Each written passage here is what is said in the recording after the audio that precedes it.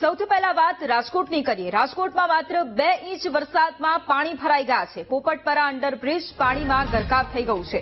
પાણી ભરાઈ જતા પોપટપરા અંડરબ્રિજ બંધ કરવાની ફરજ પડી છે। પાણી ભરાઈ જવાને કારણે વાહન ચાલકો પણ હવે પરેશાન થયા છે। રાજકોટમાં માત્ર 2 ઇંચ વરસાદમાં જ આ પરિસ્થિતિ છે। ઠેર ઠેર વરસાદી પાણી ભરાઈ ગયા છે। માર્ગો પણ વરસાદી પાણીમાં જાણે ગરકાવ થયા હોય તેવી આ પરિસ્થિતિ અને પોપટપરા અંડરબ્રિજ પણ પાણીમાં ગરકાવ થતા તેને બંધ કરવાની ફરજ પડી છે। આ અંડરબ્રિજ બંધ કરાતા વાહન ચાલકો પણ અટવાયા છે।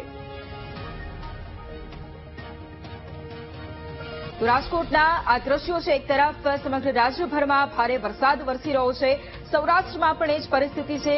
સૌરાષ્ટ્રના અલગ અલગ ભાગોમાંથી ભારે વરસાદ વરસી રહ્યો છે। રાજકોટમાં પણ માત્ર 2 ઇંચ વરસાદમાં પાલિકાના કામની પોલ ખુલી ગઈ છે, કારણ કે ઠેર ઠેર વરસાદી પાણી પણ ભરાઈ ગયા છે।